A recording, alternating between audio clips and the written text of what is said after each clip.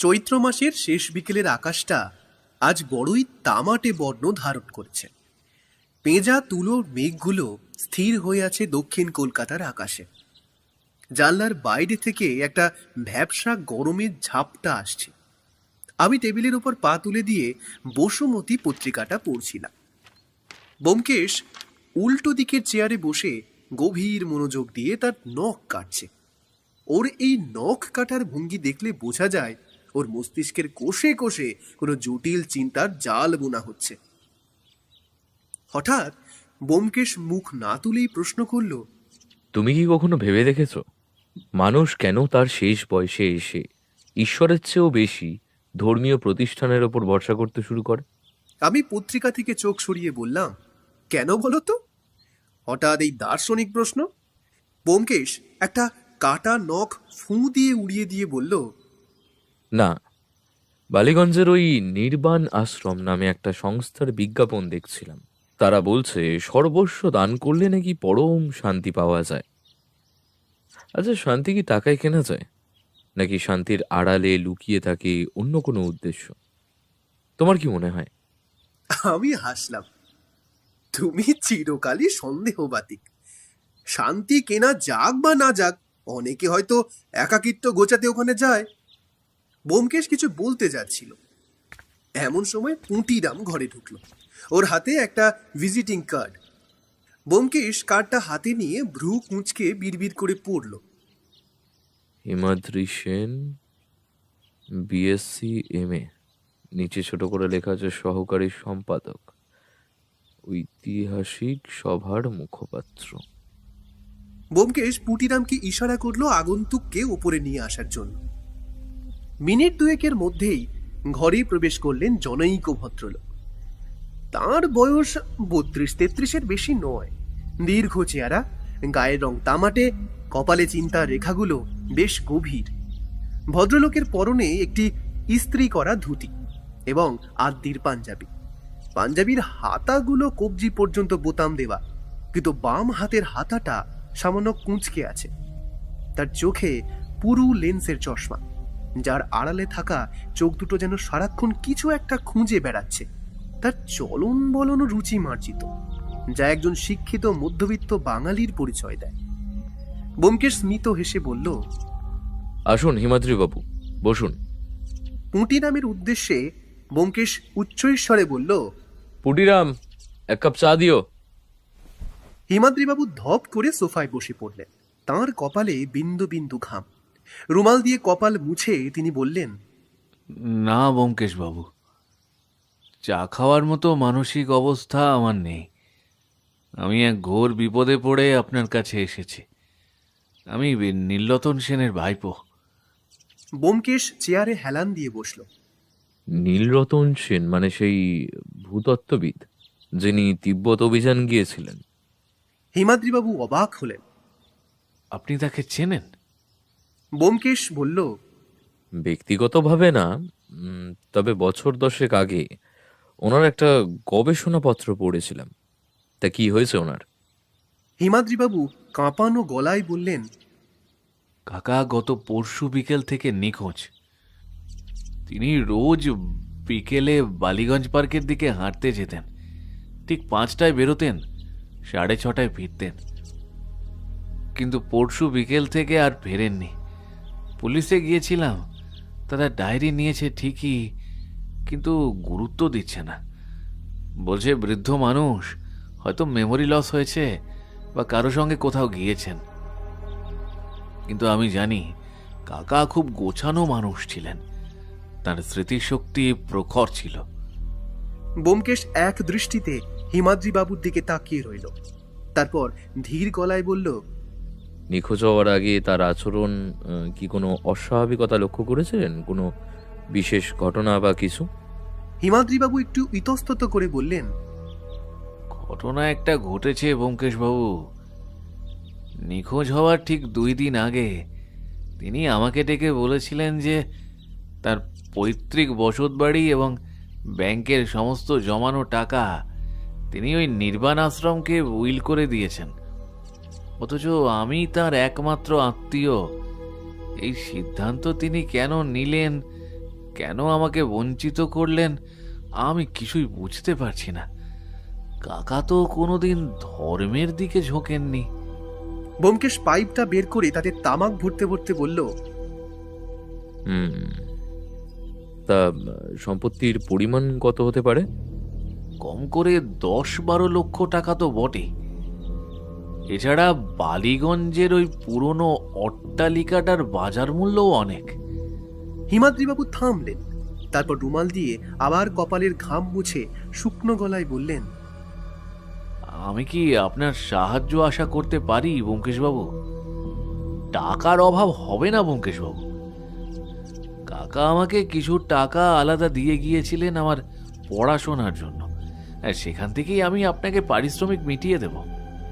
ব্যোমকেশ ধোঁয়া ছেড়ে শান্ত গলায় বলল, পারিশ্রমিকের কথা পরে হবে হিমাদ্রিবাবু, আগে দেখতে হবে কেসটার মধ্যে সত্যি কোনো রহস্য আছে কিনা, নাকি এটা সির্ফ একটা বৃদ্ধ বয়সের খেয়াল। আপনি কি ওর ঘর থেকে কোনো অদ্ভুত কিছু পেয়েছেন? হিমাদ্রিবাবু পকেট থেকে একটি ছোট খাম বের করলেন। হ্যাঁ, ওর ড্রয়ারে এই অর্ধেক পড়া কাগজটা আর একটা ছেঁড়া ম্যাপের টুকরো পেয়েছি। ওটা নিয়ে আসতেই পুলিশ আমায় সন্দেহ করতে শুরু করলো, তাই আপনাকে দেখাচ্ছি। ব্যোমকেশ ম্যাপের টুকরোটা আর কাগজটা নিয়ে খুঁটিয়ে দেখতে লাগলো। কাগজটায় আধপোড়া অক্ষরে লেখা আছে, বালি গহ্বর নীলকান্ত সাবধান। ব্যোমকেশ ম্যাপটার দিকে তাকিয়ে হঠাৎ আমার দিকে ফিরে বলল, ভাইয়া, মনে আছে 1930 সালের সেই মানচিত্রটা, যেখানে কলকাতার আদি গঙ্গা লুপ্ত পথের নকশা ছিল? একবার সেটা আলমারি থেকে বের করে দেখি।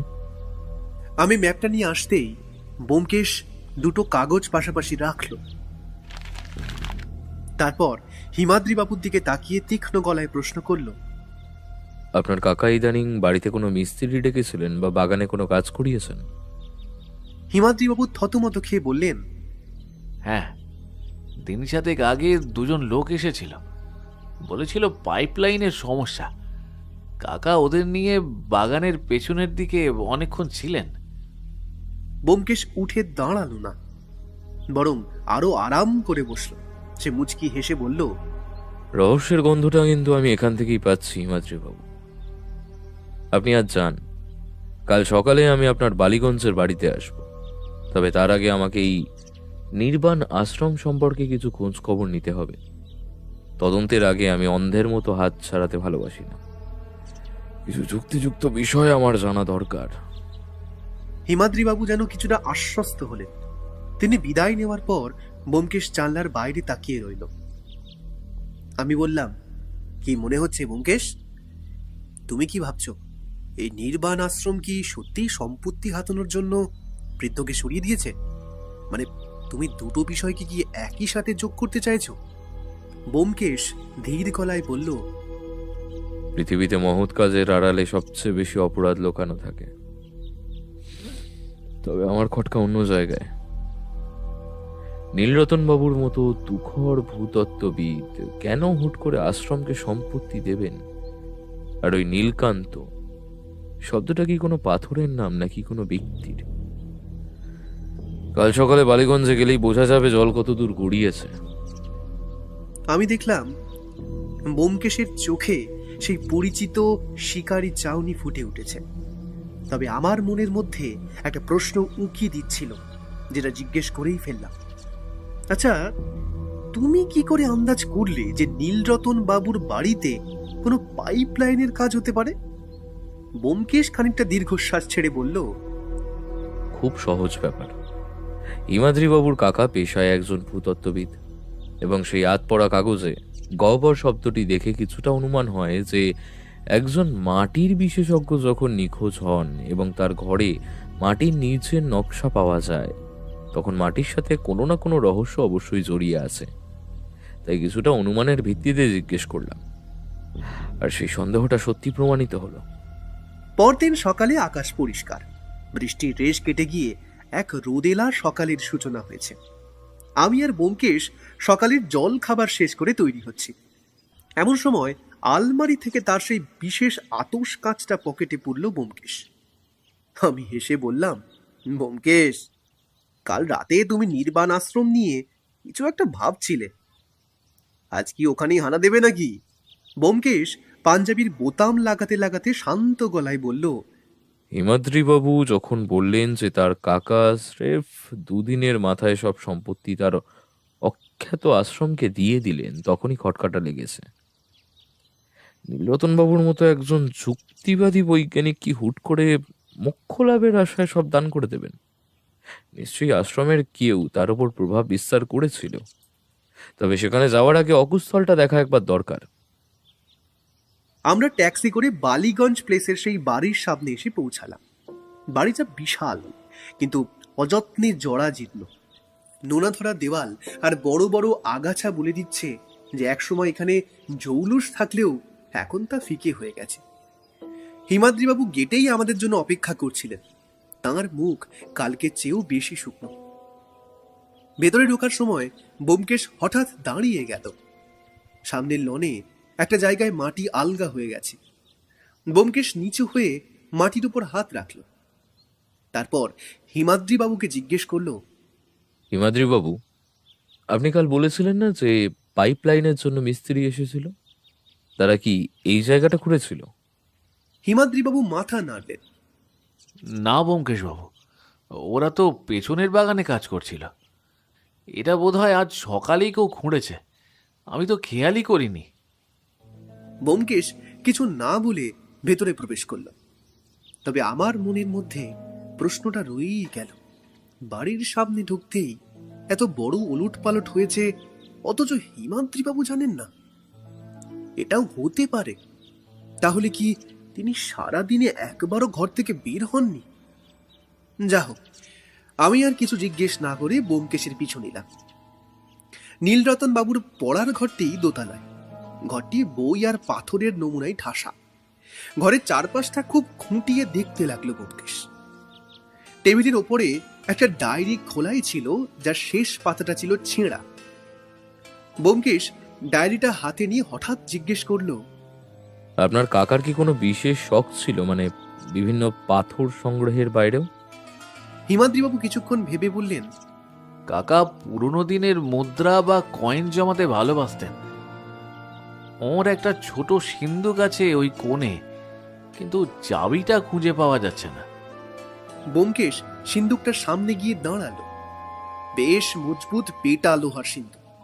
সে সেদিক না তাকিয়ে বরং টেবিলের উপর রাখা একটা অ্যাশট্রের দিকে আঙুল নির্দেশ করলো। তাতে সিগার বা সিগারেটের টুকরো নেই, কিন্তু একদলা ভিজে মাটি পড়ে আছে।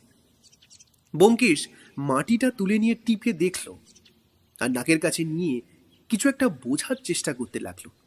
তারপর আমায় ডেকে বলল, তুমি একটু দেখো তো এই মাটিতে কিসের গন্ধ পাচ্ছ? আমি নাকের কাছে নিতেই একটা কটু গন্ধ পেলাম। বললাম, "হুম, কেমন একটা পচা গন্ধ, যেন অনেক দিনের জমা জল বা নর্দমার মাটি।" ছ্যা। ব্যোমকেশ মাথা নাড়ালো। না, এটা নর্দমার মাটি নয়, এটা পিট কয়লার খনির মাটির মতো গন্ধ। কিন্তু কলকাতায় পিট কয়লা আসবে কোত্থেকে? হিমাদ্রিবাবু বাধা দিয়ে বললেন, ব্যোমকেশবাবু, আমার কিন্তু অন্য একটা ভয় হচ্ছে। কাল রাতে আমি যখন পাশের ঘরে ঘুমিয়েছিলাম, তখন মনে হচ্ছিল কে যেন বাগানে কোদাল চালাচ্ছে। আমি জানলা দিয়ে দেখার চেষ্টা করেছি, কিন্তু অন্ধকারে কিচ্ছু বোঝা যায়নি। ব্যোমকেশের চোখ দুটো চকচক করে উঠল। সে জানলার কাছে গিয়ে বাগানের দিকে তাকালো। তারপর ধীরে গলায় বলল, হিমাদ্রিবাবু, আমার মনে হচ্ছে আপনার কাকা নিখোঁজ হননি। তাকে এই বাড়ির ভেতরেই কোথাও লুকিয়ে রাখা হয়েছে, অথবা তিনি তার ব্যোমকেশের কথা শুনে আমি এবং হিমাদ্রিবাবু ভীষণ অবাক হলাম। তিনি বললেন, তার মানে কি বলতে চাইছেন ব্যোমকেশবাবু? কাকাবাবু নিখোঁজ হননি? নিখোঁজ হয়েছেন বটে, তবে স্বেচ্ছায় নয়। আপনি বলছেন বাগানে কোদাল চালানো শব্দ হয়েছে, সেটাও আবার রাত্রে। আপনি কি বাগানের দিকটায় দেখতে গিয়েছিলেন? ব্যোমকেশের গলায় একটা গাম্ভীর্য ভাব লক্ষ্য করলাম আমি। তবে ওর কথা শোনা মাত্র হিমাদ্রিবাবু খুবই নিচু গলায় বললেন, না ব্যোমকেশবাবু, আসলে বুঝতেই পারছেন, একা মানুষ, ঘরে বাইরে বিভিন্নভাবে ব্যস্ত থাকে, তার মধ্যে কাকাবাবুকে খুঁজে পাওয়া যাচ্ছে না, সেই দুশ্চিন্তায় আর সেদিকটায় যাওয়া হয়নি। ব্যোমকেশ জানলার সামনে গিয়ে দাঁড়ালো, তারপর গম্ভীর গলায় বলল, যা হোক যা হোক, আপনি কি এই বাড়িতে যারা কাজকর্ম করেন তাদের সাথে আমাদের একবার দেখা করিয়ে দিতে পারেন? হ্যাঁ নিশ্চয়ই ব্যোমকেশবাবু, ও হরিপদ আছে, আমি ওকে ডেকে দিচ্ছি। হরিপদ এই বাড়ির পুরনো ভৃত্য, বয়স হয়েছে, চোখেও ভালো দেখেন না। ব্যোমকেশ তাকে আলাদা করে ডেকে নিয়ে গেল বারান্দায়। আমি দূর থেকে দেখছিলাম ব্যোমকেশ অত্যন্ত ধীর স্থিরভাবে তার সাথে কথা বলছে। কিছুক্ষণ পর ব্যোমকেশ ফিরে এলো, তার মুখে একটা রহস্যময় হাসি। সে আমাকে ইশারায় কাছে ডেকে চুপি চুপি বলল, হরিপদ একটা আশ্চর্য কথা বলল, বুঝলে? নিখোঁজ হওয়ার দিন দুপুরে নীলরতন বাবু নাকি খুব আনন্দিত ছিলেন। তিনি হরিপদকে বলেছিলেন, হরিপদ, দীর্ঘ 20 বছরের সাধনা আজ সফল হতে চলেছে। নীলকান্তকে আমি খুঁজে পেয়েছি। আমি অবাক হয়ে বললাম, নীলকান্ত? কালকের সেই আধা পোড়া কাগজের মধ্যেও তো এই নামটাই ছিল। ওটা কি কোনো মানুষের নাম? ব্যোমকেশ গম্ভীর হয়ে বলল, সেটাই তো খুঁজে বার করতে হবে। তবে হিমাদ্রি বাবুকে এখন এই কথাটা বলা যাবে না। ওর কাকার পড়ার ঘরের মেঝেটা একটু ভালো করে লক্ষ্য করেছো? কার্পেটের নিচ থেকে একটা সরু তারের মতো বেরিয়ে আছে। ওটা কোনো ইলেকট্রিক লাইন নয় বন্ধু, ওটা হলো মাইক্রোফোন বা আড়ি পাতার যন্ত্রের তার। তার মানে নীলরতন বাবুর ওপর নজর রাখা হচ্ছিল। নীলরতন বাবুর সমস্ত গতিবিধি লক্ষ্য রাখার জন্য যখন এত বড় ষড়যন্ত্র হতে পারে, তাহলে ওনার নিখোঁজ হওয়ার পেছনের কারণটা সাধারণ নয়। কিছু তো একটা জটিলতা আছেই, কিন্তু সেটা কি? হঠাৎ নিচ থেকে একটা আর্ত চিৎকার ভেসে এলো। আমরা তিনজনে চমকে উঠলাম। চিৎকারটা বাগানের দিক থেকে এসেছে। চিৎকার শুনে আমরা তৎক্ষণাৎ দৌড়ে নিচে গেলাম। দেখলাম বাগানের সেই পেছনের দিকের গর্তটার কাছে হরিপদ থরথর করে কাঁপছে। গর্তের ভিতর থেকে একটা মানুষের হাত বেরিয়ে আছে, আর তার আঙুলে একটা বড় নীল রঙের পাথরের আংটি চকচক করছে। ব্যোমকেশ দ্রুত গর্তের কাছে গিয়ে উবু হয়ে বসল। সে হাতটা পরীক্ষা করে উঠে দাঁড়িয়ে অত্যন্ত শান্ত গলায় বলল, আপনি একটা কাজ করুন, পুলিশকে খবর দিন। মনে হচ্ছে এটা নীলরতন বাবুরই মৃতদেহ। উনি সম্ভবত খুন হয়েছেন। আমি শিউরে উঠলাম। খুন? নীলরতন বাবু খুন হয়েছেন? এই কথা শোনা মাত্রই হিমাদ্রি বাবু ডুকরে কেঁদে উঠলেন। কান্না জড়ানো গলায় বলতে লাগলেন, হায় ভগবান, কাকাবাবুর এমন অবস্থা কে করলো? এমন দিনও আমাকে দেখতে হলো। কাকাবাবু কত যন্ত্রণায় মারা গেছেন তাহলে।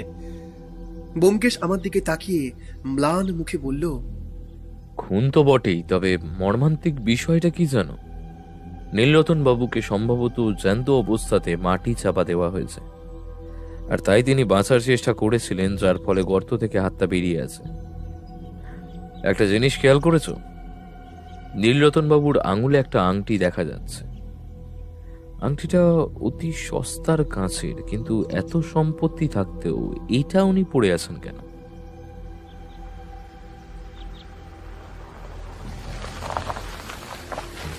ঠিক সেই মুহূর্তে গেটের বাইরে একটা কালো গাড়ি এসে থামল।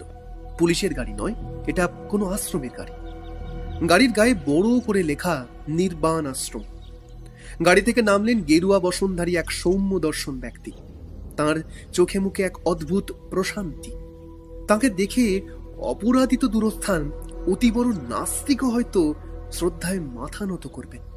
দীর্ঘাকৃতি, কাঁচা পাকা দাড়ি, পরনে পরিষ্কার গেরুয়া বসন এবং গলায় রুদ্রাক্ষের মালা। তার চলন বলন অত্যন্ত ধীর এবং স্থির। ব্যোমকেশ বিড়বিড় করে বলল, শিকারী নিজেই জালে এসে ধরা দিল, নাকি জালটা আরো বড়, কে জানে। রহস্য এখন বালিগঞ্জের বালিতে চাপানি। আমার তো মনে হচ্ছে রক্তে লাল রঙে ভিজে উঠেছে বালিগঞ্জের বালিচর। সেই গেরুয়াধারী সোজা ব্যোমকেশের সামনে এসে দাঁড়ালেন। তার কণ্ঠস্বর গম্ভীর কিন্তু মোলায়েম। শান্তি হোক। আমি এই নির্বাণ আশ্রমের সেবক শ্রী শ্রী স্বামী পরমানন্দ মহারাজ। নীলরতন বাবু আমাদের আশ্রমে যে সংকল্প করেছিলেন, আজ তার কিছু আইনি কাজ সম্পন্ন করার কথা ছিল, কিন্তু বাড়ির সামনে পুলিশের গাড়ি কেন? কি হয়েছে? ব্যোমকেশ পরমানন্দজির চোখের দিকে স্থির দৃষ্টিতে তাকিয়ে রইল। তারপর অতি শান্ত গলায় বলল, শান্তি এই মুহূর্তে বিঘ্নিত হয়েছে মহারাজ। নীলরতন বাবু আর জীবিত নেই। বাগানের গর্তে তার মরদেহ পাওয়া গেছে। যদিও এখনো গর্ত থেকে মৃতদেহটি বার করা হয়নি, তবে দুদিন ধরে তিনি নিখোঁজ ছিলেন এবং এই মুহূর্তে একটি মৃতদেহ বাগানে নজরে এসেছে। পরীক্ষা করলেই বাকিটা বোঝা যাবে। পরমানন্দজি কথাটা শোনা মাত্রই তৎক্ষণাৎ চোখ বুজে বিড়বিড় করে বললেন, ওম শান্তি। আত্মা নশ্বর নয়, দেহটাই শুধু শেষ হলো। তবে এমন অকাল মৃত্যু কেন? ব্যোমকেশ উত্তর দিল না। ততক্ষণে থানা থেকে পুলিশ এসে পৌঁছেছে। ইন্সপেক্টর অবনীবাবু ব্যোমকেশের পরিচিত। তিনি এসে বাগানের গর্ত থেকে মৃতদেহ তোলার ব্যবস্থা করলেন। মাটি সরিয়ে মৃতদেহটা বাগানে মাঠের মধ্যে রাখা হলো। মরদেহের দিকে তাকিয়ে অফিসার অবনীবাবু গম্ভীর হয়ে বললেন, আরে ব্যোমকেশ বাবু, আপনি এখানে? তার মানে তো এই কেসটা সোজা নেই। তার শুরু থেকেই যখন আছেন, তাহলে কি বুঝছেন? ব্যোমকেশ সিগারটা ধরিয়ে বলল, এখনই কিছু বলা কঠিন অবনীবাবু, তবে লাশটা অ্যাম্বুলেন্সে তোলার সময় খুব সাবধানে তুলবেন। গলার চারপাশের দাগগুলো আর হাতে সেই নীল কাঁচের আংটিটা যেন অক্ষত থাকে। ওটাই হয়তো এই সম্পূর্ণ ঘটনার মূল সূত্র। পুলিশ লাশ উদ্ধার করে নিয়ে যাওয়ার পর ব্যোমকেশ ফিরে এলো হিমাদ্রিবাবুর কাছে। হিমাদ্রিবাবু তখন বারান্দার কোণে স্তম্ভিত হয়ে বসে আছেন। ব্যোমকেশ তাঁর কাঁধে হাত দিয়ে বলল, হিমাদ্রিবাবু, শোকের সময় এখন নয়। আপনার কাকার খুনি আপনার চেনা পরিবেশের মধ্যেই আছে। সেই অপরাধীকে তো খুঁজে বের করতে হবে। আচ্ছা, একটা কথা আমাকে বলুন তো, এই পরমানন্দজি মানে আগে কি কখনো এই বাড়িতে এসেছেন? মানে কখনো কি আপনার কাকার সাথে এই আশ্রমের কাউকে দেখেছেন এই বাড়িতে? হিমাদ্রিবাবু মাথা নাড়লেন। আমি ওনাকে এই প্রথম দেখছি। তবে কাকা গত 1 মাস ধরে ওনার আশ্রমের একটা পত্রিকা নিয়মিত পড়তেন। সেখানে প্রাচীন ভারতের গুপ্ত সম্পদ নিয়ে অনেক লেখা থাকতো। এইটুকুই তো জানি, কারণ কাকাবাবু মাঝে মধ্যেই প্রাচীন ভারতের এই শহরের বা গ্রামের বিভিন্ন সব গোপন পুরনো তথ্যের কথা বলতেন। আমি অনেকটা ইতিহাস বই পড়ার মতো করেই ওর সমস্ত কথা শুনতাম। তেমন বিশেষ কিছু মনে রাখার চেষ্টা করতাম না। আসলে যতদূর শুনেছি, এই আশ্রম থেকে যে পত্রিকাটা প্রকাশিত হতো তাতে বেশিরভাগই বিভিন্ন সব গুপ্তধন, মূল্যবান জিনিসপত্র আর মুদ্রা এইসব নিয়ে লেখা থাকতো। হিমাদ্রিবাবুর কথাগুলো শুনে ব্যোমকেশের ভুরু কুঁচকে গেল। ওর মনের মধ্যে নিশ্চয়ই কোনো প্রশ্ন উঁকি দিচ্ছিল। তাই সে পরমানন্দজির দিকে ফিরে ডাকল, মহারাজ, আপনার আশ্রমের মূল লক্ষ্য তো আধ্যাত্মিকতা, কিন্তু সেখানে ভূতত্ত্ব বা গুপ্ত সম্পদ নিয়ে চর্চা হয় কেন? পরমানন্দজি মৃদু হেসে বললেন, বৎস ব্যোমকেশ, জ্ঞান যেখানেই থাক, তা আহরণ করা দোষের নয়। নীলরতন বাবু আমাদের বন্ধু ছিলেন। তিনি বিশ্বাস করতেন যে প্রাচীন ভারতের অনেক গোপন তথ্য মাটির নিচে চাপা পড়ে আছে, যা সাধারণের জানা দরকার। তিনি সেসব বিষয়ে তথ্য জোগাড় করতেন আর আমরা সেটা পত্রিকায় প্রকাশ করতাম।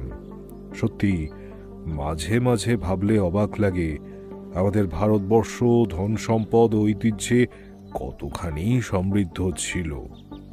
ব্যোমকেশ হঠাৎ জিজ্ঞেস করল, আচ্ছা মহারাজ, আপনি কি নীলকান্ত শব্দটির অর্থ জানেন?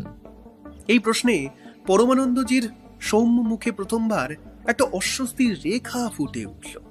তিনি কিছুক্ষণ চুপ থেকে বললেন, নীলকান্ত নীলকান্ত হলো কৃষ্ণের আরেক নাম।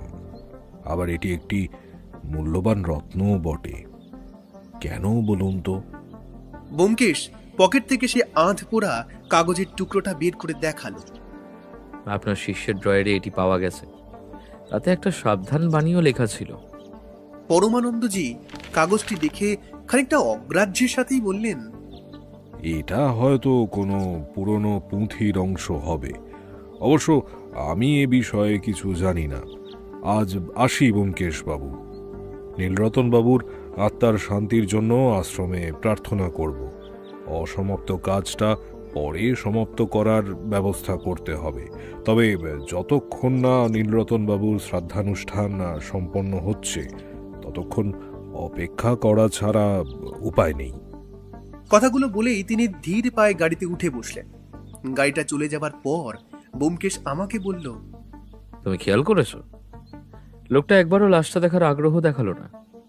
পরম শিষ্য, যিনি নাকি সমস্ত সম্পত্তি তাদের আশ্রমে দান করেছেন, সেই মানুষটা মারা গেছেন শুনেও তার বিকারহীনতা কি একটু বেশি অস্বাভাবিক নয়? আমি বললাম, হয়তো সন্ন্যাসী মানুষ তাই। কিন্তু ব্যোমকেশ, সেই নীল কাচের আংটিটার রহস্য কি? তুমি কি আংটিটা নিয়ে কোনো সন্দেহ করছো? ব্যোমকেশ আমার প্রশ্নের কোনো জবাব দিল না। বুঝতে পারলাম সে গভীর কিছু চিন্তা করছে। ভাবতে ভাবতেই নীলরতন বাবুর পড়ার ঘরে আবার ঢুকলো ব্যোমকেশ। ঘরের কোণে রাখা সিন্দুকটা আবার পরীক্ষা করতে লাগলো। তারপর হঠাৎ হাঁটু গেড়ে বসে কার্পেটের তলা থেকে সেই সরু তারটা বের করে আনলো। তারটা দেওয়ালের ভিতর দিয়ে অন্য কোনো ঘরে চলে গেছে। ব্যোমকেশ তারটা অনুসরণ করে পাশের ঘরে গেল। ঘরটা নীলরতন বাবুর ল্যাবরেটরির মতো। সেখানে রাখা আছে বড় বড় জার, রাসায়নিক পদার্থ এবং মাটির নমুনা। একটা টেবিলের ওপর রাখা ছিল একটি মাইক্রোফোন রিসিভার। ব্যোমকেশ রিসিভারটা হাতে নিয়ে দেখলো সেটি চালু আছে। তার মানে ব্যোমকেশ ধীরে গলায় বলল, নীলরতন বাবু যখন তার পড়ার ঘরে বসে কারোর সাথে কথা বলতেন বা নিজের মনে বিড়বিড় করতেন, তখন এই ঘরে বসে কেউ তার রেকর্ড করত বা শুনত। হিমাদ্রি বাবু, আপনি কি এই ঘরে আসতেন? হিমাদ্রিবাবু দরজায় দাঁড়িয়েছিলেন। তিনি বললেন, না ব্যোমকেশবাবু, আমি এদিকে আসতাম না, কারণ কাকা ল্যাবরেটরিতে কাউকে পছন্দ করতেন না। ব্যোমকেশ ল্যাবরেটরির একটা ড্রয়ার খুলে একটা ছোট খাতা বের করল। তাতে নীলরতন বাবুর হাতের লেখা কিছু হিসেব আছে। ব্যোমকেশ পাতাগুলো উল্টাতে উল্টাতে হঠাৎ থেমে গেল। সেখানে একটা তারিখের নিচে লেখা আছে, আজকের মাটির নমুনায় তেজস্ক্রিয়তার লক্ষণ স্পষ্ট। তবে কি বালিগঞ্জ প্লেসের নিচে কোনো প্রাচীন সুড়ঙ্গ আছে? নীলকান্ত কি সেখানেই লুকানো? তাহলে কি নীলকান্ত কোনো মূল্যবান পাথরের নাম? আমি অবাক হয়ে বললাম, সুড়ঙ্গ? কলকাতায় সুড়ঙ্গ আসবে কোত্থেকে? ব্যোমকেশ আমার দিকে তাকিয়ে রহস্যময় হাসি হাসল। বালিগঞ্জের ইতিহাস মনে আছে তো? বালি ঢিবি। 18 শতকের যুদ্ধের সময় অনেকে মাটির নিচে ধনসম্পদ লুকিয়ে রাখত। কিন্তু নীলরতন বাবু তেজস্ক্রিয়তার কথা কেন লিখেছেন? রত্ন কি কখনো তেজস্ক্রিয় হয়? এমন সময় নিচ থেকে ইন্সপেক্টর অবনীবাবুর কনস্টেবল এসে খবর দিল, ব্যোমকেশ বাবু, এই বাগানের অপর প্রান্তে কিন্তু আরেকটা গর্ত পাওয়া গেছে। সেখানেও রক্তের ছাপ রয়েছে, কিন্তু কোনো মৃতদেহ নেই। কথাটা শোনা মাত্রই ব্যোমকেশ দ্রুত নিচে নামল। আমিও আর দাঁড়ালাম না। বাগানে গিয়ে দেখলাম পাঁচিলের পাশে একটা ঝোপের আড়ালে মাটি লাল হয়ে আছে। সেখানে রক্তের যে পরিমাণ, তাতে স্পষ্ট যে সেখানে কোনো একজন মানুষের বেশ ভালো রকম জখম হওয়ার কথা। তবে তাতে সেই ব্যক্তির মৃত্যু হয়েছে কিনা তা নিশ্চিত নয়। ব্যোমকেশ মাটির উপর ঝুঁকে পড়ে কিছু একটা কুড়িয়ে নিল। দেখলাম একটা পিতলের বোতাম, আর তাতে খোদাই করা আছে নির্বাণ। ব্যোমকেশ বোতামটা পকেটে রেখে বলল, আমি যদি খুব ভুল না করি তবে খুন একটা নয়, দুটো হয়েছে। নীলরতন বাবু হলেন 1 নম্বর, আর রক্তের মালিক সম্ভবত দ্বিতীয় শিকার। কিন্তু তার দেহটা কোথায় গেল? আমি শিউরে উঠলাম। তার মানে খুনি এখনো নিশ্চয়ই এই এলাকাতেই আছে। ব্যোমকেশ আকাশের দিকে তাকিয়ে একটা দীর্ঘশ্বাস ছেড়ে বলল, খুনি শুধু এই এলাকার নয় বন্ধু, আমাদের চোখের সামনেই ঘুরে বেড়াচ্ছে। আজকে রাতে আমাদের একবার চুপি চুপি নির্বাহ আশ্রমে যেতে হবে, তবে ট্যাক্সিতে নয়, পায়ে হেঁটে। হঠাৎ পাশের ঝোপ থেকে একটা খসখস আওয়াজ হলো। আমরা সেদিকে তাকাতেই দেখলাম এক জোড়া আতঙ্কিত চোখ আমাদের দিকে তাকিয়ে আছে। নীলরতন বাবুর পুরনো চাকর হরিপদ। তার গায়ের জামায় লেগে আছে টাটকা রক্তের দাগ। ব্যোমকেশ ধীর পায়ে হরিপদর দিকে এগিয়ে যেতেই হরিপদ কিছু বলতে গিয়েও পারল না, জ্ঞান হারিয়ে পড়ে গেল তৎক্ষণাৎ। ব্যোমকেশ আমার দিকে তাকিয়ে উত্তেজিত গলায় বলল, জল নিয়ে এসো তাড়াতাড়ি, রহস্যের জট মনে হচ্ছে একে একে খুলতে শুরু করেছে। হরিপদকে ধরাধরি করে বারান্দায় আরাম কেদারায় শুইয়ে দেওয়া হলো। তার জরাজীর্ণ শরীরটা আতঙ্কে থরথর করে কাঁপছে। ব্যোমকেশ অবনীবাবুকে ইশারা করলেও পুলিশদের বাগানের গেটের মোতায়েন রাখতে। তারপর সে আবার সেই গর্তটার কাছে গিয়ে দাঁড়ালো যেখানে নীলরতন বাবুর দেহটি পড়েছিল। পুলিশের ডোমেরা দেহটি তুলতেই আমি শিউরে উঠলাম। ৭৫ বছরের বৃদ্ধের দেহটা যেন কোনো এক দানবীয় চাপে দুমড়ে মুচড়ে গেছে। তার মুখমণ্ডল নীল বর্ণ ধারণ করেছে, চোখ দুটো আধ খোলা, যেন মৃত্যুর শেষ মুহূর্তে তিনি এমন কিছু দেখেছিলেন যা কোনো মানুষের দেখার কথা নয়। নীলরতন বাবুর ধবধবে সাদা পাঞ্জাবিটা কর্দমাক্ত, কিন্তু তাতে এক ফোঁটা রক্ত নেই। অথচ তার গলায় যে কালছেটে দাগ রয়েছে তা কোনো দড়ি বা হাতের নয়, হতে পারে তা কোনো যান্ত্রিক চাপের চিহ্ন। ব্যোমকেশ উবু হয়ে বসে নীলরতন বাবুর আঙুলের সেই নীল কাঁচের আংটিটা খুলে নিল। তারপর অত্যন্ত নিবিষ্ট মনে তার নখের কোণগুলো পরীক্ষা করতে লাগলো। দেখলাম নীলরতন বাবুর নখের ভেতরে কালচে কাদার স্তর জমে আছে। আমি রুদ্ধশ্বাসে ব্যোমকেশকে জিজ্ঞেস করলাম, ব্যোমকেশ, তুমি কেন বলেছিলে যে তুমি জানো দুটো খুন হবে? ব্যোমকেশ উঠে দাঁড়িয়ে পকেট থেকে রুমাল বের করে হাত মুছল। শান্ত গলায় বলল, তুমি কি খেয়াল করেছো নীলরতন বাবুর পাঞ্জাবিতে সাদা থাকলেও কোনো ছিঁড়ে যাওয়ার চিহ্ন নেই? অথচ তার শরীরের হাড়গুলো যেভাবে ভেঙেছে তাতে মনে হয় তিনি কারোর সাথে কোনোভাবে ধস্তাধস্তি করেছিলেন। আর দ্বিতীয় খুনের কথা আমি বলেছিলাম দুটো কারণে। ব্যোমকেশ মাটির দিকে আঙুল নির্দেশ করে বলল, এক, এই গর্তের কাদা, আর ওই পাঁচিলের পাশের রক্তের দাগ। দুটোর রং আলাদা। পাঁচিলের ধারের রক্তটা তাজা আর উজ্জ্বল লাল, যার মানে সেখানে শরীরের কোনো অংশে বেশ ভালো রকম জখম হয়েছে বা রক্তাক্ত হয়েছে। কিন্তু খেয়াল করে দেখো, নীলরতন বাবুর দেহে কোনো ক্ষতর চিহ্ন নেই। তিনি মারা গেছেন শ্বাসরোধ হয়ে, তার মানে অপরাধী এক নয়, অথবা শিকার এক নয়। সে একটু থেমে আবার বলল, আর দুই, ওই আতপোড়া চিঠিতে লেখা ছিল সাবধান। নীলরতনবাবু একা কাজ করছিলেন না, তার সাথে নিশ্চয়ই এমন কেউ ছিল যে তাকে সাহায্য করছিল। সম্ভবত তার কোনো বিশ্বস্ত সহকারী বা গোপন কেউ। অপরাধী যখন নীলরতনবাবুকে শেষ করেছে, সে নিশ্চয়ই সেই সাক্ষীকেও জ্যান্ত ছেড়ে দেয়নি। আর ওই পিতলের বোতামটা যাতে নির্বাণ লেখাটা, ওটা নীলরতনবাবুর গায়ের নয়, ওটা নিশ্চিতভাবেই দ্বিতীয় ব্যক্তির, যে অপরাধীর সাথে লড়াই করার চেষ্টা করেছিল। এবার হতে পারে দ্বিতীয় ব্যক্তি খুন হয়েছে, কিংবা যে অপরাধী সে জখম হয়েছে। তবে অনুমান করছি কিছু একটা। হিমাদ্রিবাবু পাশে দাঁড়িয়ে সব শুনছিলেন। তিনি ফ্যাকাশে মুখে বললেন, কাকার সাথে কোনো সহকারী ছিল বলে তো আমি জানি না। ব্যোমকেশ তাঁর দিকে তীক্ষ্ণ চোখে তাকালো। হিমাদ্রিবাবু, আপনার কাকা কি ইদানিং রাত জেগে বাগানে কাজ করতেন নাকি? হিমাদ্রিবাবু আমতা আমতা করে বললেন, মাঝে মধ্যে দেখতাম লণ্ঠন নিয়ে বাগানে ঘুরছেন। ভেবেছিলাম গাছগাছালির তদারকি করছেন হয়তো। আর তাছাড়া তিনি ভূতত্ত্ববিদ, কখন কি মাথায় চাপে সব কথা তো আর আমাকে বলতেন না। ব্যোমকেশ মুচকি হাসল। গাছগাছালি নয় হিমাদ্রিবাবু, তিনি সুড়ঙ্গ খুঁজছিলেন, আর সেই সুড়ঙ্গের হদিশ পেয়েছিলেন বলেই তাকে মরতে হলো। ইতিমধ্যে হরিপদর জ্ঞান ফিরেছে। সে চোখ মেলতেই ব্যোমকেশ তার সামনে গিয়ে বসল। ব্যোমকেশের গলায় এখন এক অদ্ভুত কোমলতা। সে বলল, হরিপদ, তুমি তো নীলরতন বাবুকে ছোটবেলা থেকে দেখছো। ভয় নেই, সত্যিটা বলো, পাঁচিলের পাশে তুমি কাকে মরতে দেখেছো? হরিপদ ফুঁপিয়ে কেঁদে উঠল।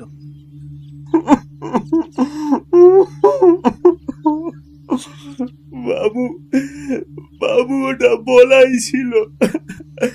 আশ্রমের ছোকরা বলাই মাঝে মধ্যে আসতো নীলরতন বাবুকে মাটির নিচে নামতে সাহায্য করত।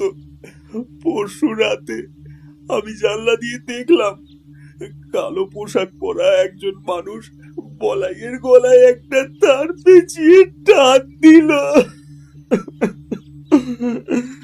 বলাই একটা শব্দ করতে পারলো না। তারপর তারপর তারা টেনে পাঁচিলের ওপাশে নিয়ে গেল ওকে। ব্যোমকেশ ঝট করে উঠে দাঁড়ালো। বলাই, তার মানে দ্বিতীয় শিকার হলো আশ্রমের জৈনক বলাই, কিন্তু অপরাধী নীলরতন বাবুকে মারার জন্য অন্য পদ্ধতি ব্যবহার করেছে। কিন্তু কেন? সে আমাকে বলল, রতনবাবুর গলার দাগটা ভালো করে দেখো, ওটা কোনো সাধারণ ফাঁসের দাগ নয়। কেউ বা কোনো কিছু দিয়ে তাকে প্রবল শক্তিতে চেপে ধরেছিল। আমি বললাম, কোনো কিছু মানে? তুমি কি কোনো যন্ত্রের কথা বলছো? দেখো, এই দাগটা কোনো মানুষের আঙুলের নয়। কোনো মানুষ যদি গলা টিপে মারে তবে বুড়ো আঙুলের একটা গভীর ছাপ এক পাশে থাকবেই। কিন্তু এখানে দেখো, গলার দুই দিকেই সমান চাপ। এটা তখনই সম্ভব যখন কোনো সাঁড়াশি বা ক্যাম্পের মতো যন্ত্র ব্যবহার করা হয়। নীলরতনবাবু সুড়ঙ্গ থেকে ভারী পাথর তোলার জন্য যে লিভার ক্যাম্প ব্যবহার করতেন, অপরাধী সম্ভবত সেটাকেই ওর ঘাড়ের ওপর বসিয়ে স্ক্রু ঘুরিয়ে দিয়েছিল। এতে কোনো মানুষকে মেরে ফেলার জন্য বেশি পরিশ্রমের প্রয়োজন পড়ে না। গম্ভীর গলায় কথাগুলো বলেই ব্যোমকেশ হন হন করে আবার পড়ার ঘরে গেল এবং সেই রিসিভার যন্ত্রটা কানে লাগালো। কিছুক্ষণ শোনার পর যন্ত্রটা টেবিলের উপর আছাড় দিয়ে ভাঙতেই ভেতরের কলকবজাগুলো বেরিয়ে এলো। দেখা গেল যন্ত্রটির ভেতরে একটি অত্যন্ত ছোট ট্রান্সমিটার বসানো আছে। ব্যোমকেশ বলল, হিমাদ্রিবাবু, আপনার কাকা যখন ভাবতেন তিনি একা কাজ করছেন, তখন আসলে প্রতিটা মুহূর্ত তার কথা এই ষড়যন্ত্রের মাধ্যমে বাইরে চলে যেত। অপরাধী জানতো তিনি ঠিক কখন নীলকান্ত খুঁজে পেয়েছেন। বলাই হয়তো লোভে পড়ে নীলরতন বাবুর সাথে হাত মিলিয়েছিল, তাই তাকেও মরতে হলো। আমি জিজ্ঞেস করলাম, কিন্তু এই নীলকান্ত জিনিসটা আসলে কি? পাথর নাকি অন্য কিছু? ব্যোমকেশ জানলার বাইরে তাকিয়ে বলল, বালিগঞ্জ প্লেসের এই বাড়ির নিচে 18 শতকের একটি পুরনো নিকাশি নালা বা সুড়ঙ্গ আছে। নীলরতনবাবু তার ভূতত্ত্ববিদ্যার জ্ঞান দিয়ে সেটা আবিষ্কার করেছিলেন, আর নীলকান্ত হলো সেই সুড়ঙ্গের ভেতরে লুকানো কোনো এক রহস্যময় বস্তু যা তেজস্ক্রিয়। মনে রেখো বন্ধু, 1800 শতাব্দীতে তেজস্ক্রিয়তার কথা কেউ জানত না। নীলরতনবাবু এটাকে কোনো অমূল্য রত্ন ভেবে ভুল করেছিলেন কিনা সেটাই এখন বড় প্রশ্ন। দেখো, আমার যতদূর মনে হয় এই তেজস্ক্রিয় পদার্থ থেকে নীল রং বিচ্ছুরিত হওয়ার কারণেই এটার নাম দিয়েছিলেন নীলকান্ত। তবে এটাও আমার মনে হয় এই ধরনের পদার্থের যে আলো বিচ্ছুরণ হয় তা মানুষের স্নায়ুকে দুর্বল করে দিতে পারে। তাহলে কি নীলরতনবাবু বুঝতে পেরেছিলেন যে এটা মানুষের জন্য ক্ষতিকারক? ব্যোমকেশ পাইপটা ধরিয়ে বলল, আজকের রাতটা মনে হচ্ছে এখানেই থাকতে হবে। ব্যোমকেশের কথাটা শোনা মাত্র আমি ভীষণ অবাক হলাম, কারণ ও কখনো আগে এভাবে কোনো তদন্তের স্বার্থে কারো বাড়িতে থাকেনি। আমি অবশ্য কোনো উচ্চবাচ্য করলাম না। ব্যোমকেশ যেহেতু কিছু একটা ভেবেছে, নিশ্চয়ই কোনো কারণ আছে। অন্যদিকে বিষয়টা হিমাদ্রিবাবুকে জানাতেই তিনি প্রথমটা একটু ঘাবড়েই গিয়েছিলেন বলা চলে। তারপর আমাদের রাত্রি যাপনের ব্যবস্থার জন্য তিনি ব্যস্ত হয়ে পড়লেন। রাতের অন্ধকারে বালিগঞ্জ প্লেসের সেই অট্টালিকা যেন এক প্রকাণ্ড পাথরের দানবের মতো দাঁড়িয়ে আছে। আমি আর ব্যোমকেশ যখন ট্যাক্সি থেকে নামলাম তখন ঘড়িতে রাত 11টা। হিমাদ্রিবাবু ড্রয়িং রুমে একাই বসেছিলেন। তাঁর মুখমণ্ডল শ্রান্তিতে ফ্যাকাশে হয়ে গেছে। ব্যোমকেশ সোফায় বসে হিমাদ্রিবাবুর দিকে তাকিয়ে বলল, হিমাদ্রিবাবু, আপনি কি জানেন আপনার কাকা ছাড়াও এই বাড়িতে অন্য কেউ নিয়মিত আসতো কিনা? আমি চোর বা ডাকাতের কথা বলছি না, এমন কেউ যাকে কাকা হয়তো প্রশ্রয় দিতেন। হিমাদ্রিবাবু কিছুক্ষণ ভেবে বললেন, পলাইয়ের কথা তো হরিপদ বললই, কিন্তু ও ছাড়া মাঝে মধ্যে এক তান্ত্রিক আসতেন। কাকা ওনাকে ভৈরব বাবা বলে ডাকতেন।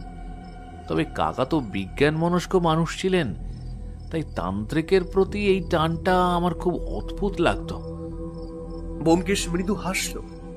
বিজ্ঞানের শেষ যেখানে, অনেক সময় মানুষের অন্ধবিশ্বাস সেখান থেকেই শুরু হয়। আচ্ছা, হরিপদর অবস্থা এখন কেমন? ওকে পাশের ঘরে শুইয়ে দিয়েছি, তবে ও প্রলাপ বকছে। ব্যোমকেশ টেবিলের উপর রাখা সেই ভেঙে ফেলা রিসিভারটার দিকে তাকালো না, বরং সে দেওয়ালের এক কোণে ঝোলানো বিশাল এক ক্যালেন্ডারের দিকে এগিয়ে গেল। ক্যালেন্ডারটা বেশ পুরনো, কিন্তু সেখানে কিছু বিশেষ তারিখ লাল কালি দিয়ে গোল করা আছে। ব্যোমকেশ পকেট থেকে তার আতশ কাচ বের করে তারিখগুলো পরীক্ষা করতে লাগলো। সে বলল, এই তারিখগুলো হলো অমাবস্যার তারিখ। একজন ভূতত্ত্ববিদ অমাবস্যার তারিখ কেন গোল করে রাখবেন? জোয়ার ভাটার হিসাব নাকি অন্য কিছু? আমি কিছু বলতে যাব, এমন সময় নিচ থেকে একটা কাঁচ ভাঙার শব্দ পাওয়া গেল। আমরা দ্রুত নিচে নেমে এলাম। দেখলাম হিমাদ্রিবাবু ডাইনিং টেবিলের কাছে দাঁড়িয়ে আছেন। তার হাতে থাকা একটা জলের গ্লাস মেঝেতে পড়ে চুরমার হয়ে গেছে। তিনি জানলার দিকে আঙুল তুলে দেখালেন। হিমাদ্রিবাবুর গলা কাঁপছিল। ব্যোমকেশ জানলা দিয়ে বাইরে টর্চ ফেলল। বাগানের ঝোপগুলো বাতাসে দুলছে, কিন্তু কোনো মানুষের চিহ্ন নেই। তবে মাটির উপর নতুন কিছু দাগ দেখা যাচ্ছে। ব্যোমকেশ বাইরে গিয়ে পরীক্ষা করল। এগুলো পায়ের ছাপ নয়, বরং ভারী কিছু ঘষটে নিয়ে যাওয়ার দাগ। ব্যোমকেশ বিড়বিড় করে বলল, স্রোতের বিপরীতে নৌকা চালানো কঠিন। অপরাধী আমাদের বিভ্রান্ত করার চেষ্টা করছে। পরমানন্দজি আশ্রমে আছেন ঠিকই, কিন্তু তার ছায়া এখানে কি করছে? ঠিক সেই মুহূর্তে বাড়ির পেছন দিক থেকে হরিপদর এক বুক ফাটা চিৎকার ভেসে এলো। আমরা দৌড়ে হরিপদর ঘরে গেলাম। গিয়ে দেখলাম ঘর ফাঁকা। জানলার গ্রিলটা কে বা কারা উপড়ে ফেলেছে। হরিপদ নিখোঁজ। ব্যোমকেশ জানলার পাশে পড়ে থাকা একটা ছোট্ট কাপড়ের টুকরো কুড়িয়ে দিল। ওটা একটা গেরুয়া বসনের অংশ। আমি বললাম, ব্যোমকেশ, তবে কি পরমানন্দজি লোক পাঠিয়ে হরিপদকে তুলিয়ে নিয়ে গেলেন? ব্যোমকেশ কাপড়ের টুকরোটা নাকের কাছে নিয়ে শুঁকল, তারপর বলল, এই কাপড়ে কর্পূরের কড়া গন্ধ। কোনো সন্ন্যাসী বা তান্ত্রিকের অঙ্গে এই গন্ধ স্বাভাবিক, কিন্তু প্রশ্ন হলো হরিপদ কি এমন জানতো যার জন্য তাকে সরিয়ে দেওয়া হলো? আজ রাতটা আমাদের জেগেই কাটাতে হবে। হিমাদ্রিবাবু, আপনি নিজের ঘরে গিয়ে খিল দিন। আর অজিত, তুমি তোমার রিভলভারটা লোড করে রাখো। বালিগঞ্জের মাটির নিচে শুধু সুড়ঙ্গ নয়, একটা জ্যান্ত বিভীষিকা ঘুরে বেড়াচ্ছে। কিন্তু নীলরতন বাবু সেই মেকানিক্যাল সরাসির দাঁত ওটাকে ব্যবহার করলো। ব্যোমকেশ পাইপটা ধরিয়ে শান্ত গলায় বলল, সেটা তো সময়ই বলবে। রাত বাড়ার সাথে সাথে বাড়ির চারপাশ আরো রহস্যময় হয়ে উঠল। হঠাৎ ব্যোমকেশ আমার কানে কানে বলল, জানলার বাইরে দেখো, ওই যে ওই ছায়াটা আবার আসছে। আমি তাকালাম।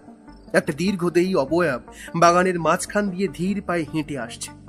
তার হাতে একটা লণ্ঠন। ব্যোমকেশ ধীর গলায় বলল, নাটক শুরু হলো ভায়া। এবার আমাদের শিকারী সেজে শিকারের পেছনে ছুটতে হবে।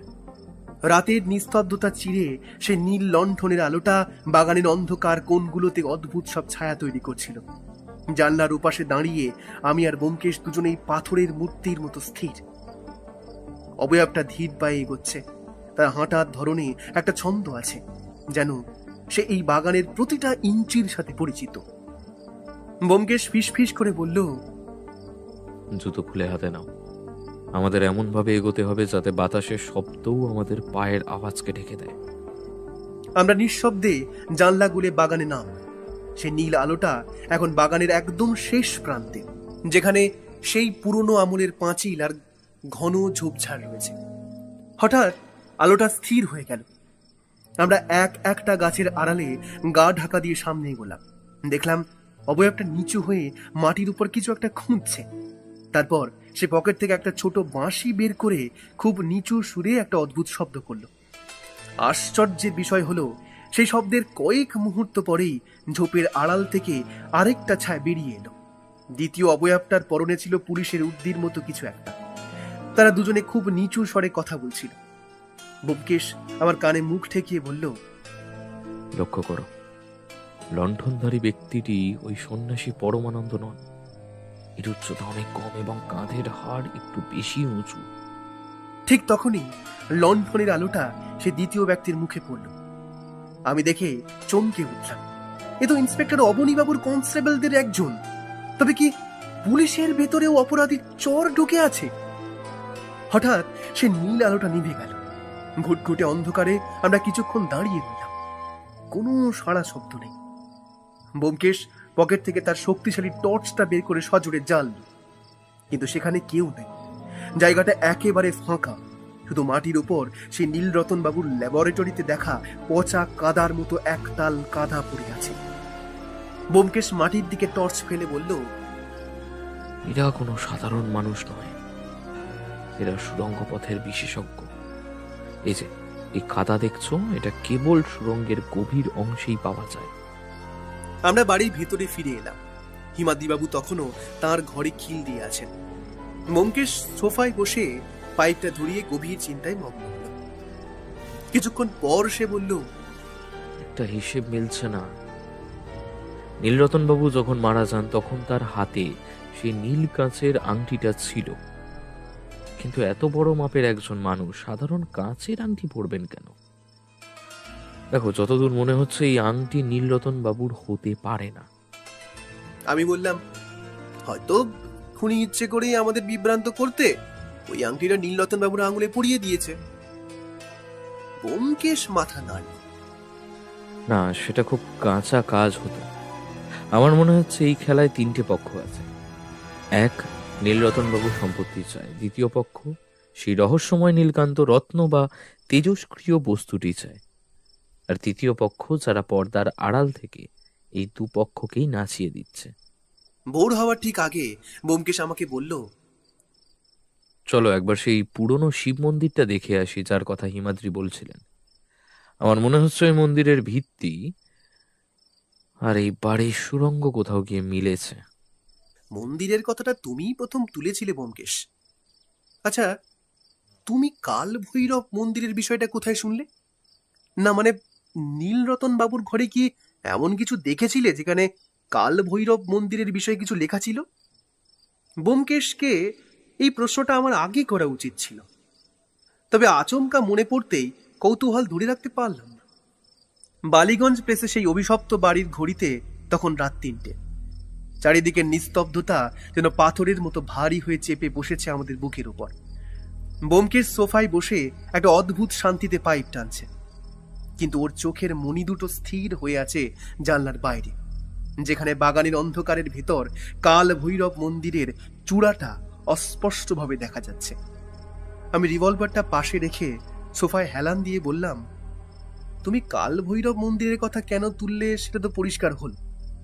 একটা কথা মাথায় ঢুকছে না। নীলরতন বাবু যদি মাটির নিচে সুড়ঙ্গ নিয়ে গবেষণা করছিলেন, তবে তার সাথে ওই তান্ত্রিক ভৈরব বাবার সম্পর্ক কি? একজন ঝানু ভূতত্ত্ববিদ কি শেষ পর্যন্ত মন্ত্রে বিশ্বাস করতে শুরু করেছিলেন? ব্যোমকেশ ধোঁয়া ছেড়ে জানলার দিকে চেয়েই বলল, সত্য সবসময় সরল পথে চলে না বন্ধু।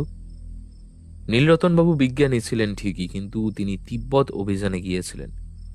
তিব্বতের সেই রহস্যময় গুহাগুলোতে বিজ্ঞানের সাথে অলৌকিকতার এক আশ্চর্য মিশেল থাকে। তিনি সম্ভবত মাটির নিচে এমন কিছু খুঁজে পেয়েছিলেন যা প্রচলিত বিজ্ঞানের সংজ্ঞায় আসছিল না। আর সেই কারণেই তিনি একজন তান্ত্রিকের ছদ্মবেশধারী ব্যক্তির সাহায্য নিতে হয়েছিল। কিন্তু সেই ব্যক্তি কে, সেটাই হলো আসল প্রশ্ন। আমরা তিনজন হন্তদন্ত হয়ে বাগানের সেই অন্ধকার গর্তের দিকে ছুটলাম। টর্চের আলোয় দেখলাম গর্তের চারপাশটা কর্দমাক্ত, কিন্তু সেখানে কোনো চেন পুলি নেই। ব্যোমকেশ টর্চটা ঘুরিয়ে ঘুরিয়ে মাটির উপর নজর বোলাতে লাগলো। হঠাৎ সে দেখলো মন্দিরের পাঁচিলের দিকে মাটির উপর একটা গভীর ঘষ্টানোর দাগ। ব্যোমকেশ সেই দাগ অনুসরণ করে পাঁচিলের কাছে গিয়ে দাঁড়ালো। পাঁচিলের এক জায়গায় একটা ছোট দরজা ছিল, যা পুরনো আমলের লোহা দিয়ে তৈরি। দরজাটা খোলা। ব্যোমকেশ সেদিকে টর্চ ফেলতেই আমরা শিউরে উঠলাম। দরজার ওপাশে কাল ভৈরব মন্দিরের চাতাল দেখা যাচ্ছে। সেই চাতালের ওপর সেই ভারী লোহার পুলিটা পড়ে আছে, কিন্তু ওটা থেকে ঝোলানো চেনটা সোজা মন্দিরের গর্ভগৃহের মেজের ভেতর ঢুকে গেছে। ব্যোমকেশ ফিসফিস করে বলল, সুড়ঙ্গ পথের শেষ অংশটা নীলরতন বাবুর বাগানে নয়, ওটা এই মন্দিরের মেঝেতে। অপরাধী নীলরতন বাবুকে মেরে দেহটা বাগানে ফেলে এসেছিল আমাদের বিভ্রান্ত করার জন্য, কিন্তু আসল লুট সে এই মন্দির দিয়েই বের করেছে। আমরা মন্দিরের ভেতরে ঢুকলাম। মন্দিরের ভেতরটা ধূপ আর কর্পূরের গন্ধে ম ম করছে। মাঝখানে বিশাল এক শিবলিঙ্গ, আর তার ঠিক পাশেই মেঝের উপর একটা পাথর সরানো। সেই পাথরটার সাথে লোহার চেনটা লাগানো। চেনটা যেন নিচ থেকে কোনো প্রকাণ্ড ভারী কিছুকে টেনে তুলছে। হঠাৎ মন্দিরের ঘন্টাটা আপন মনে বেজে উঠল ঢং ঢং ঢং করে। সেই শব্দে আমরা চমকে উঠলাম। অন্ধকারের ভিতর থেকে একজোড়া জলজলে চোখ আমাদের দিকে তাকিয়ে আছে। কে ওখানে? কে কে ওখানে? আমি রিভলভার উঁচিয়ে চিৎকার করলাম। অন্ধকার থেকে বেরিয়ে এলেন সেই গেরুয়া বসনধারী স্বামী পরমানন্দ মহারাজ। তাঁর হাতে লণ্ঠন নেই, আছে একটি ছোট রূপোর ডান্ডা। তার মুখে সেই প্রশান্ত হাসি উধাও, বদলে এক হিংস্র নিষ্ঠুরতা ফুটে উঠেছে। ব্যোমকেশ বাবু, আপনি বড্ড বেশি গভীরে ঢুকে পড়েছেন। পরমানন্দজির কণ্ঠস্বর এখন বজ্রের মতো গম্ভীর। নীলরতন সেন যা খুঁজে পেয়েছিলেন তা আপনার মতো সাধারণ গোয়েন্দার মস্তিষ্কের বাইরে। ওই নীলকান্তমণি কোনো পাথর নয়, ওটা হলো আদি গঙ্গার পলিমাটির নিচে চাপা পড়ে থাকা এক অবিনশ্বর রাসায়নিক শক্তি। ব্যোমকেশ শান্ত গলায় বলল, মহারাজ, আধ্যাত্মিকতার আড়ালে আপনি কি তবে স্রেফ একজন খনিজ চোর? নীলরতন বাবুকে তাহলে আপনিই মেরেছেন? আমি মারিনি ব্যোমকেশ বাবু, তাকে মেরেছে তার নিজের উচ্চাকাঙ্ক্ষা। তিনি চেয়েছিলেন ওই শক্তিকে বিজ্ঞানের মাধ্যমে প্রকাশ করতে, আর আমি চেয়েছি ওটাকে ঈশ্বরের লীলা বলে প্রচার করতে। কিন্তু নীলরতন বাবুর সাথে বিশ্বাসঘাতকতা করেছে অন্য কেউ। ঠিক সেই মুহূর্তে হিমাদ্রিবাবু হঠাৎ আর্তনাদ করে মাটির উপর পড়ে গেলেন। তাঁর ঘাড়ের পাশ থেকে একটা ছোট তীরের মতো ফলার অগ্রভাগ বিঁধে আছে। ব্যোমকেশ দ্রুত হিমাদ্রিবাবুকে ধরতে গেল, কিন্তু মন্দিরের ছাদ থেকে এক ঝটকায় একটা দড়ি নেমে এলো এবং পরমানন্দজিকে চোখের পলকে উপরে টেনে তুলে নিল। আমি গুলি চালালাম, কিন্তু অন্ধকারে তার লক্ষ্য ভ্রষ্ট হলো। ব্যোমকেশ হিমাদ্রিবাবুর ঘাড় থেকে সেই তীরটা বের করল। তীরের মাথায় নীল রঙের একটা আঠালো পদার্থ লেগে আছে। ব্যোমকেশ তীরটা নাকের কাছে নিয়ে শুকল। এই তীরে সেই তেজস্ক্রিয় নীলকান্তের নির্যাস মাখানো আছে। হিমাদ্রি বাবুকে বাঁচানো কঠিন, কিন্তু লক্ষ্য করো, এই তীরটা পরমানন্দজি ছাড়েননি। এটা এসেছে মন্দিরের সেই শিবলিঙ্গের পেছন থেকে। আমি রিভলভার নিয়ে শিবলিঙ্গের পেছনে গেলাম, কিন্তু সেখানে কেউ নেই। শুধু মেঝের উপর পড়ে আছে নীলরতন বাবুর ল্যাবরেটরির সেই চুরমার হয়ে যাওয়া ডায়েরির মলাটটা। ব্যোমকেশ হিমাদ্রি বাবুকে বারান্দায় শুইয়ে দিল। খুনি কেবল একজন নয়, পরমানন্দজির সাথে এই বাড়িরই কেউ হয়তো হাত মিলিয়েছে। হিমাদ্রি বাবুকে মারা হলো কারণ তিনি বোধহয় খুনিকে চিনে ফেলেছিলেন, আর সেই খুনি এখন এই মন্দিরের গোপন সুড়ঙ্গ দিয়ে পালাচ্ছে। মন্দিরের ভেতরটা এখন এক জমাট বাঁধা আতঙ্কে থমথম করছে। হিমাদ্রি বাবু মেঝের উপর পড়ে গোঙাচ্ছেন। তার ঘাড়ের পাশে বিঁধে থাকা সে অদ্ভুত নীল তীরটা থেকে একটা হালকা ধোঁয়া বেরোচ্ছে। আমি কিং কর্তব্য বিমূঢ় হয়ে দাঁড়িয়ে রইলাম। পরমানন্দ মহারাজকে যেভাবে দড়ি দিয়ে উপরে টেনে নেওয়া হলো, তা কোনো অলৌকিক ঘটনা নয়, বরং অত্যন্ত নিখুঁত কোনো যান্ত্রিক কারসাজি। ব্যোমকেশ মুহূর্তের জন্য বিচলিত হলেও সামলে নিল। সে হাঁটু গেড়ে হিমাদ্রিবাবুর পাশে বসল। সে তীরের ফলাটা স্পর্শ না করে খুব সাবধানে হিমাদ্রিবাবুর পালস পরীক্ষা করল। ব্যোমকেশ ফিসফিস করে বলল, অপরাধী আমাদের খুব সূক্ষ্ম জালে বেঁধেছে। সে জানতো আমরা আজ এখানে আসব। এই তীরটা কোনো সাধারণ তীর নয়, এটা একটা নিউম্যাটিক প্রজেক্টাইল। এটা শিবলিঙ্গের পেছনে কোনো লুকোনো ছিদ্র দিয়ে সক্রিয়ভাবে চালানো হয়েছে। অপরাধী নিজে এখানে উপস্থিত না থেকেও আমাদের ঘায়েল করতে চেয়েছে। আমি তাকালাম শিবলিঙ্গের দিকে। পাথরের তৈরি সেই প্রকাণ্ড লিঙ্গের পেছনে মেঝের উপর একটি সরু পিতলের পাইপ বেরিয়ে আছে। ঠিক তখনই মন্দির থেকে দূরে কোথাও একটি গাড়ির ইঞ্জিন স্টার্ট হওয়ার শব্দ পাওয়া গেল। ব্যোমকেশ, ব্যোমকেশ, অপরাধী পালাচ্ছে, পালাচ্ছে অপরাধী! আমি চিৎকার করে উঠলাম। ব্যোমকেশ মাথা নাড়ল। না, যে পালাচ্ছে সে শিকারই নয়, সে হয়তো শিকার।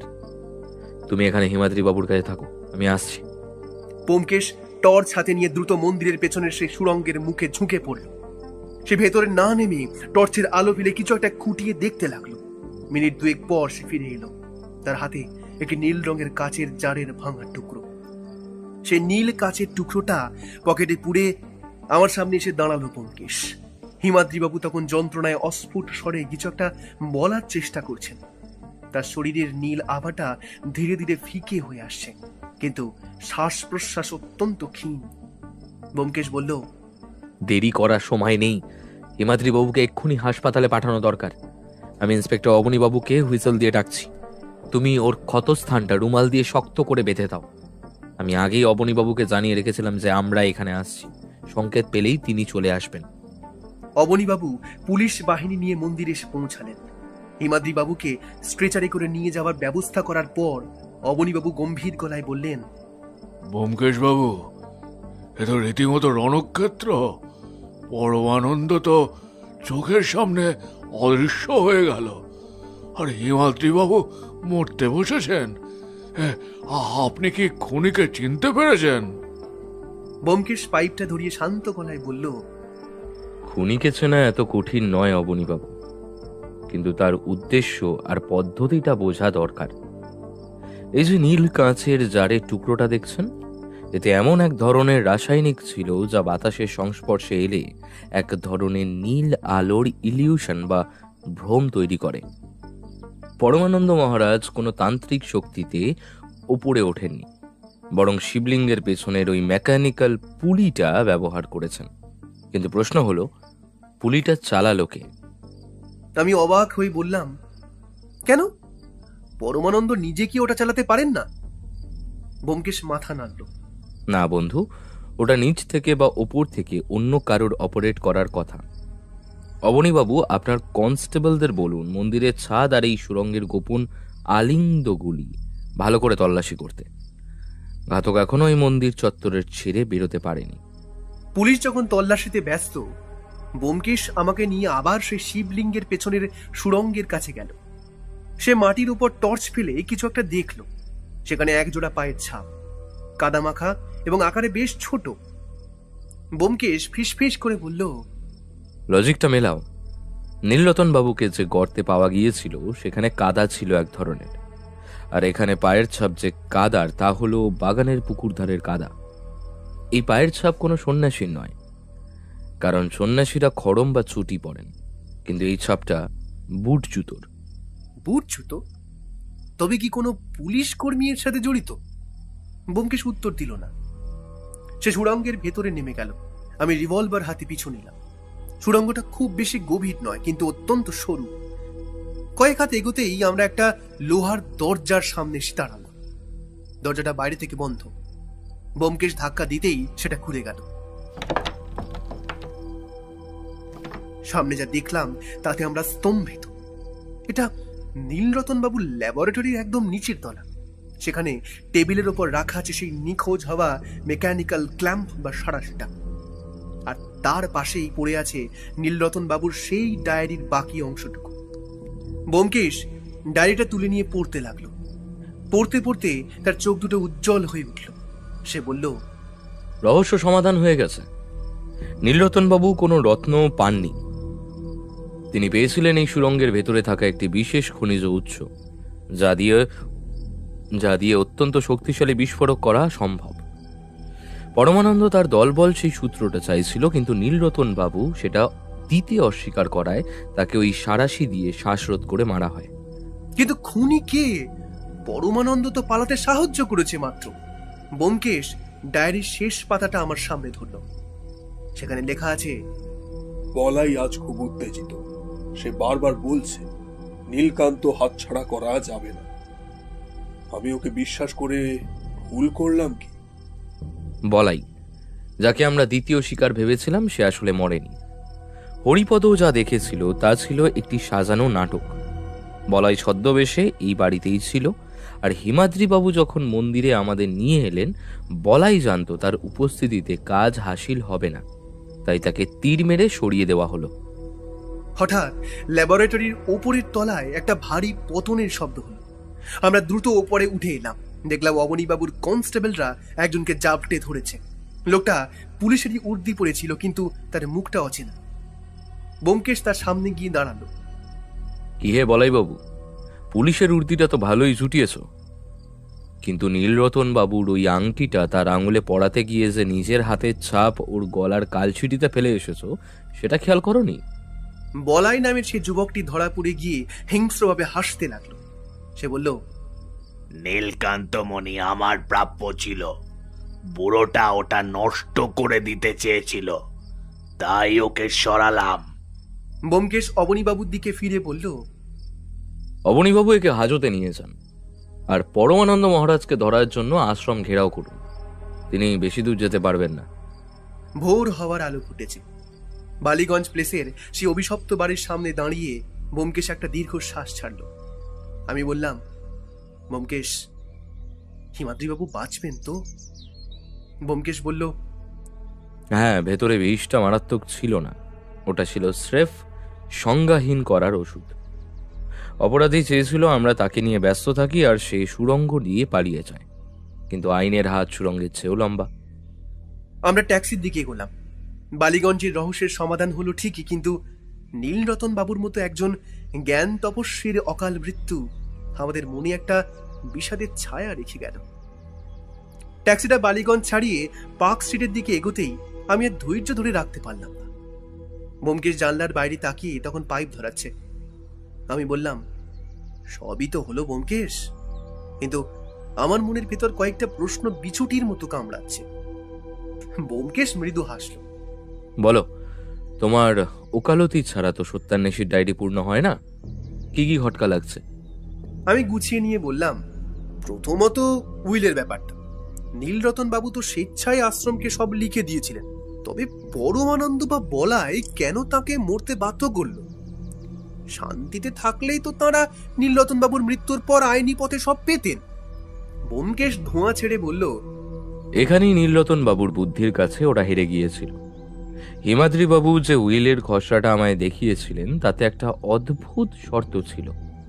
নীলরতন বাবু লিখেছিলেন, আমার মৃত্যুর পর সমস্ত সম্পত্তি আশ্রম পাবে, তবে তার আগে আমার ভাইপো হিমাদ্রিকে 10 লক্ষ টাকা নগদ বুঝিয়ে দিতে হবে।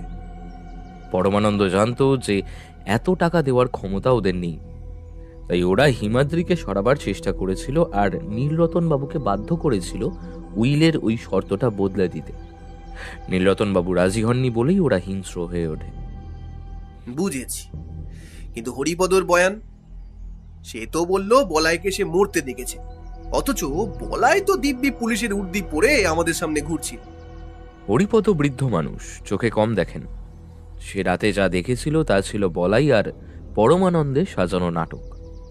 ওরা জানতো হরিপদ জানলা দিয়ে দেখছে, তাই বলাইয়ের মতো দেখতে একটা ডামি বা পুতুলকে ফাঁস দিয়ে ওরা পাঁচিলের ওপাশে টেনে নিয়ে গিয়েছিল। ওদের উদ্দেশ্য ছিল পুলিশকে জানানো যে বলাই মারা গেছে, যাতে আসল বলাই পুলিশের ছদ্মবেশে তদন্তের ওপর নজর রাখতে পারে। বলাই আসলে পরমানন্দের সবচেয়ে ধূর্ত চালা। আচ্ছা, কিন্তু পুলিশ অত ঠিক সময়ে মন্দিরে কি করে এলো? তুমি তো একবারও থানায় ফোন করনি। ব্যোমকেশ পকেট থেকে সেই ছোট চিরকুটটা বের করলো। মনে আছে হিমাদ্রি বাবুর ল্যাবরেটরিতে পাওয়া সেই ট্রান্সমিটারটা? আমি যখন ওটা ভাঙি তখনই বুঝেছিলাম যে ওরা আমাদের গতিবিধি শুনছে, তাই আমি চুপি চুপি অবনীবাবুকে একটা চিরকুট পাঠিয়ে দিয়েছিলাম। রাত 3টেয় মন্দিরের পেছনে থাকবেন। আর মন্দিরে ঢোকার আগে আমি হরিপদর মাধ্যমে পুলিশের এক কনস্টেবলকে খবর পাঠিয়েছিলাম।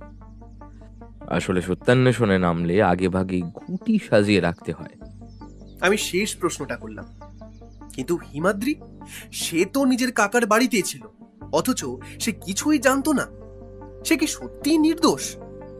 ব্যোমকেশ গম্ভীর হয়ে বলল, হিমাদ্রি শিক্ষিত কিন্তু ঘর কোনো মানুষ। সে কাকার গবেষণাকে ভয় পেত, তাই ওদিকে ঘেঁষত না। কিন্তু নীলরতন বাবুর আংটিটা খেয়াল করেছ? ওটা আদতে একটা তেজস্ক্রিয় সেন্সর ছিল। নীলরতন বাবু জানতেন বলাই তার ওপর নজর রাখছে, তাই তিনি ওই আংটিটা পড়েছিলেন যাতে সুরঙ্গের তেজস্ক্রিয়তা মাপা যায়। বলাই ডাবল কোনো এক দামি পাথর, তাই বলাই ভাবলো ওটা কোনো দামি পাথর, তাই খুনের পর সে নিজের পকেটে না রেখে মৃতদেহের আঙুলে ভুল করে অন্য একটা সস্তা আংটি পরিয়ে দিয়েছিল যাতে আমাদের বিভ্রান্ত করা যায়, কিন্তু হাতের ছাপ লুকাতে পারেনি। ট্যাক্সিটা আমাদের বাড়ির সামনে এসে থামল।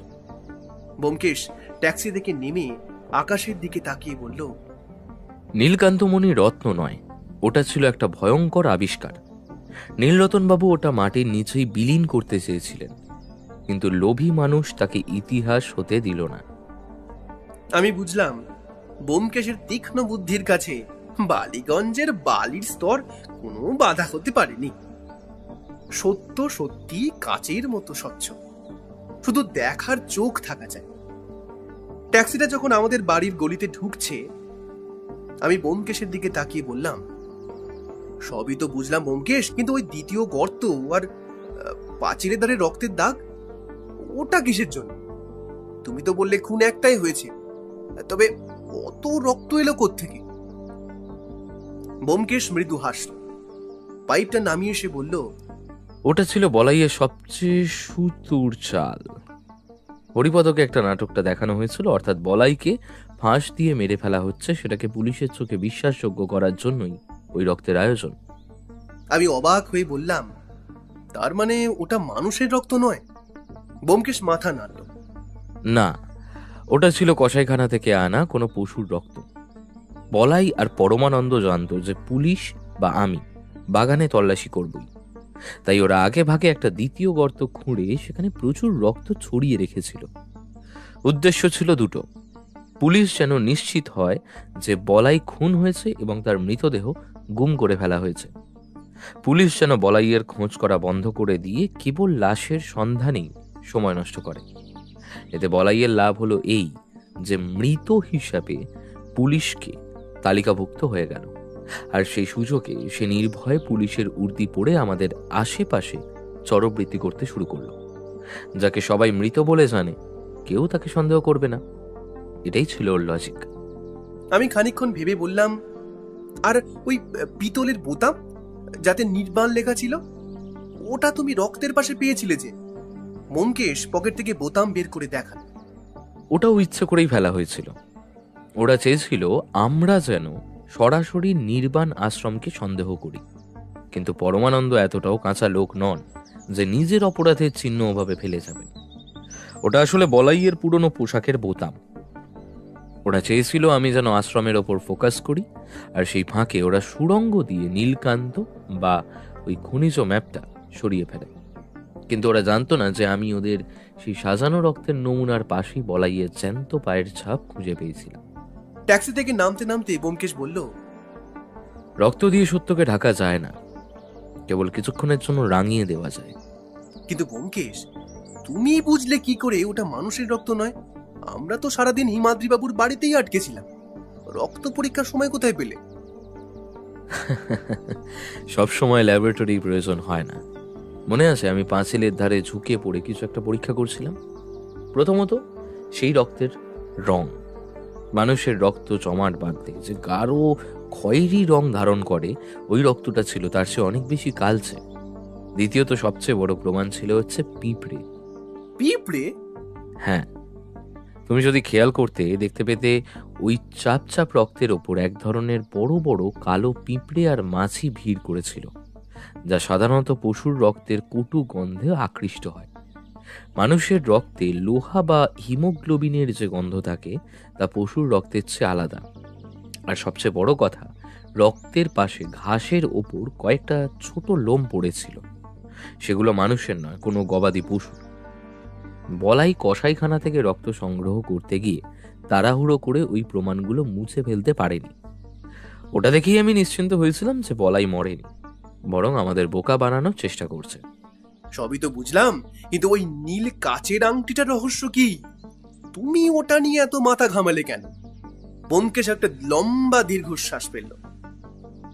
ওখানেই তো বলাইয়ের সবচেয়ে বড় ভুল হয়ে গিয়েছিল।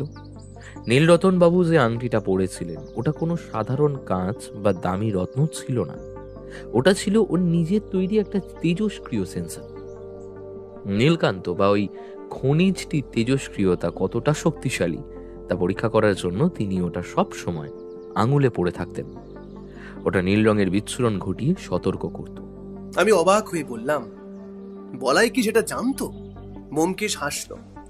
না, বলাই ভাবলো ওটা স্রেফ একটা সস্তা নীল কাঁচের আংটি। ও যখন নীলরতন বাবুকে খুন করলো তখন ওর পকেট হাতড়ে সে নীলকান্ত খুঁজে পেয়েছিল। ও ভেবেছিল নীলকান্ত হয়তো কোনো বড় রত্ন যা সিন্ধুকে আছে, কিন্তু ওর আঙুলের আংটিটাকেও স্রেফ একটা খেলনা ভেবে অবজ্ঞা করে ওখানেই ফেলে রেখেছিল। বলাই যতই বুদ্ধিমান হতো তবে ওটা তখনই গায়েব করে দিত।